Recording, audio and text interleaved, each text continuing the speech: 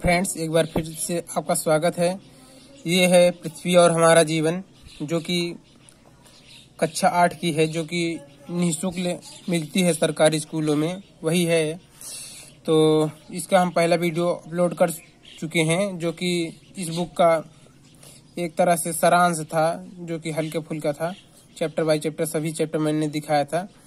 तो इस बुक के बारे में आज हम चैप्टर बाय चैप्टर जानेंगे। आज पहला चैप्टर जानेंगे, फिर अगले वीडियो में दूसरा चैप्टर। इस तरह ये वीडियो हमारी चलती रहेगी। तो इसको हम पढ़ें क्यों? सबसे पहले तो ये बुक आपको भले ही लगती हो कि ये कक्षा 8 की सरकारी स्कूल की बुक है, बट ये बहुत काम की बुक है। आप अगर कोई सरकारी जॉब के लिए चाहते हैं तो ये बुक बहुत काम की है। ये इस बुक से ही सीटेट के क्वेश्चन आते हैं, इसके साथ साथ यूपीएससी के भी क्वेश्चन इससे आते हैं। अगर आप टीचर लाइन में हैं तो ये तो एकदम कंपलसरी है, आपको पढ़ना ही चाहिए। तो चलिए हम देखते हैं इसके अंदर आगे। पहले तो यहाँ सबसे पहले भारत का संविधान दिया गया है, इसकी उद्देशिका क्या है। उसके बाद यहाँ ऐसा है कुछ और देखते हैं। यहाँ पाठ्यक्रम दिया गया है, देख सकते हैं। इसमें केवल 9 पाठ दिए गए हैं, जो कि बहुत इम्पोर्टेंट हैं, बहुत अच्छे तरीके से दिए गए हैं।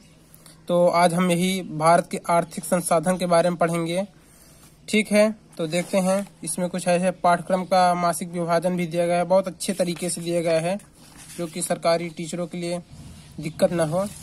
तो हम लोग चलते हैं आगे, चैप्टर में आते हैं, ठीक है। यहाँ कुछ ऐसे दिए गए हैं, देख सकते हैं आप। तो यह विषय सूची जो दिया गया है ये इस प्रकार है। यहाँ 11 चैप्टर दिए गए हैं, वहाँ तो 9 दिखाया गया था, बट यहाँ 11 हैं।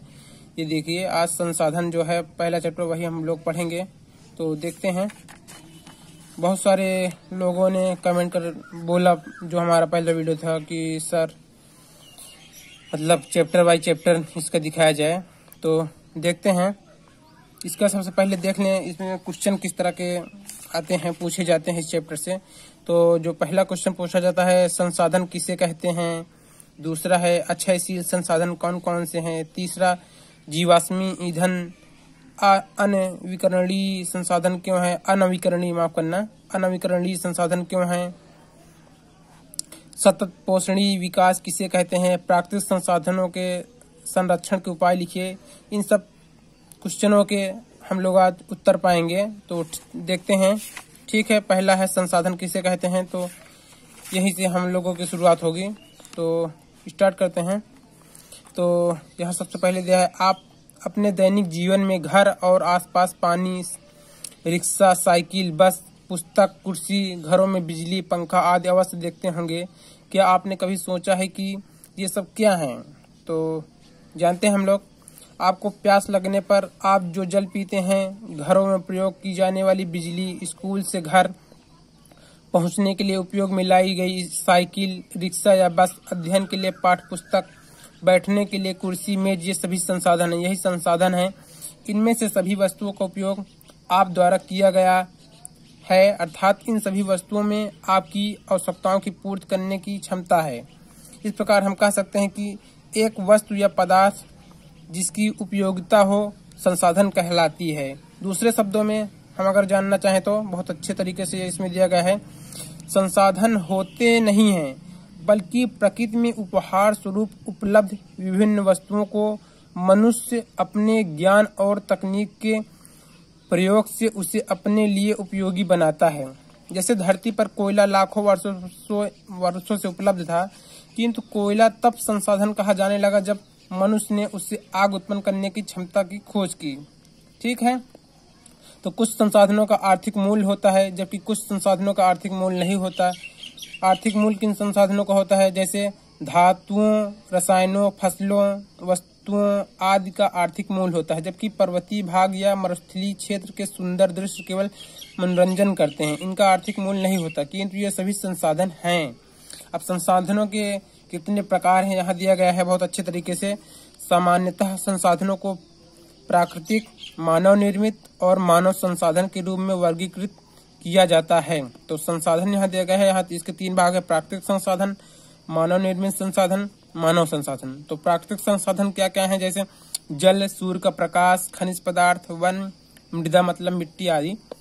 मानव निर्मित संसाधन घर, सड़क व पुल, विद्यालय, विद्यालय के साथ अस्पताल, मशीनें, बांध, कारखाने आदि। मानव संसाधन में अभी नहीं दिया गया है, आगे हम इसको भी जानेंगे। तो यहाँ देखते हैं, यहाँ कितना अच्छे से सुंदर तरीकों से चित्रों द्वारा हमें समझाया गया है। ये बहुत ही अच्छा तरीका है समझाने का। और यहाँ कलरफुल देख सकते हैं, इम्पोर्टेंट कलरफुल है लाइनें। तो देखते हैं प्राकृतिक संसाधन क्या है। ऐसे संसाधन जो प्रकृति से मानव को उपहार स्वरूप मिले हैं और जिन्हें मनुष्य बिना किसी संशोधन के ही उपयोग करता है, प्राकृतिक संसाधन कहलाते हैं।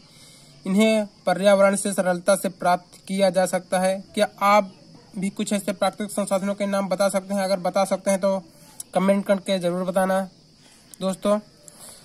आगे हम लोग यहाँ देख सकते हैं प्राकृतिक संसाधन, यहाँ चित्र भी बनाया गया है, यहाँ जो झरने से जल गिर रहा है।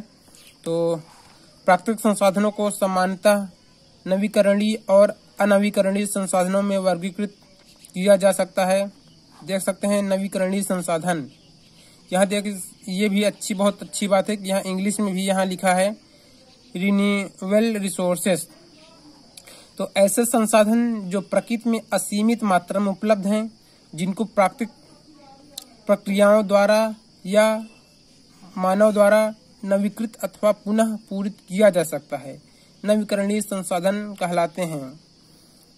जैसे सूर्य का प्रकाश, पवन, वायु मतलब एयर आदि कभी न समाप्त होने वाले संसाधन है, अतः इन्हें अक्षयशील संसाधन भी कहते हैं। ये पृथ्वी पर असीमित मात्रा में उपलब्ध हैं। मनुष्य इनका उपयोग चाहे जितनी मात्रा में करें, इनकी मात्रा पर कोई विशेष प्रभाव नहीं पड़ता। यद्यपि मानवीय क्रियाकलापों से ये संसाधन अनुपयोगी, अनयूजेबल हो सकते हैं। जैसे वायु प्रदूषण से हमें सांस लेने में कठिनाई होती है। कुछ प्राकृतिक संसाधन मानवीय प्रयासों से भी उत्पन्न होते हैं, जैसे पौधों को लगाकर हम वन संसाधन को बढ़ा सकते हैं। तो प्राकृतिक संसाधन भी 2 तरीके से होते हैं, हम लोग जान गए यहाँ पर। तो अब यहाँ नीचे भी थोड़ा दिया गया है, अनवीकरणीय संसाधन, नॉन रिन्यूएबल रिसोर्सेस। तो यहाँ देख लीजिए, ये भी बहुत अच्छी बात है। यहाँ जो डिब्बे में रहता है, ये बहुत इंपॉर्टेंट चीज रहती है। तो कुछ संसाधनों की प्राप्ति सभी जगह होती है, इन्हें सर्वव्यापक संसाधन कहते हैं, जैसे सूर्य, प्रकाश एवं वायु। जबकि कुछ संसाधन किसी विशेष क्षेत्र में ही पाए जाते हैं, इन्हें स्थानिक संसाधन कहते हैं, जैसे धातुएं, उपजाऊ मिट्टी, भूमि। धातुएं जो होती हैं वो किसी विशेष स्थान पर ही पाई जाती हैं, हम लोग जानते हैं, जहाँ खदान होते हैं वहीं। उपजाऊ मिट्टी भी हर जगह, हर क्षेत्र में नहीं उपलब्ध होती। तो अनवीकरणीय संसाधन जानते हैं, ऐसे प्राकृतिक संसाधन जो भूतकाल में निर्मित हुए हैं तथा जिनका भंडार सीमित मात्रा में है, अनवीकरणीय संसाधन कहलाते हैं। इन संसाधनों का एक बार उपयोग कर लेने के बाद इन्हें पुनः प्राप्त नहीं किया जा सकता है। प्रकृति में उपलब्ध धातुएं और जीवाश्मी ईंधन। जीवाश्मी ईंधन क्या है, ये बहुत अच्छा चीज दिया गया है ब्रैकेट में, कोयला, पेट्रोलियम, प्राकृतिक गैस, ये जीवाश्मी ईंधन है। तो ये अनवीकरणीय संसाधन है, क्योंकि ऐसे संसाधनों के पुनः निर्मित होने में हजारों वर्ष लग जाते हैं, जो कि मानव जीवन की अवधि से बहुत अधिक है वास्तव में। इसलिए ऐसे संसाधनों का संरक्षण बहुत आवश्यक है, नहीं तो भावी पीढ़ी के लिए उपलब्ध नहीं हो सकेंगे। तो ठीक है, आगे हम जानते हैं मानव निर्मित संसाधन क्या है। तो जब प्रकृति में उपलब्ध किसी पदार्थ का मूल रूप मानव द्वारा अपनी उपयोगिता के आधार पर बदल दिया जाता हो, तो वह मानव निर्मित संसाधन कहलाता है। ठीक है, मानव निर्मित संसाधन हो गया। आगे देखते हैं आगे क्या है। तो यहाँ भी कुछ अच्छा चीज दिया गया है, लौह खनिज। लौह खनिज उस समय का संसाधन नहीं था जब तक कि लोगों ने उससे लोहा बनाना नहीं सीखा था। लोग जब लौह खनिज से लोहा बनाने की कला सीख गए तो इससे पुल, बांध, सड़क, वाहन, दैनिक जीवन में काम आने वाली वस्तुएं बनने लगे। मतलब लोहे से बहुत सारे अनगिनत चीजें बनने लगे। तो हम लोग कह सकते हैं इस प्रकार अब लोहे से निर्मित वस्तुएं मानव निर्मित संसाधन हैं। आप अपने परिवेश में उपयोग की जा रही मानव निर्मित संसाधनों की सूची बनाइए। आप सूची बनाकर हमें कमेंट करिए जरूर। यही आप समझ लीजिए आपका होमवर्क है। तो यहाँ चित्र भी दिखाया गया है मानव निर्मित संसाधन, जो कि बांध है। बांध लोहे से बनता है, डैम। तकनीक भी एक मानव निर्मित संसाधन है। ये बहुत अच्छी चीज यहाँ दिया गया है, इसको आप लोग नोट करके लिखना हमेशा जरूर। और एक बार और ध्यान रखना, जब भी आप लोग हमारी वीडियो देखें इस चीज का, पृथ्वी और हमारा जीवन का, तो पेन और एक कॉपी लेकर जरूर बैठिए, नोट बनाते जाना, तभी आपका काम आएगा। नहीं तो सुन लेंगे, भूल जाएंगे फिर से। अब जानेंगे हम लोग मानव संसाधन।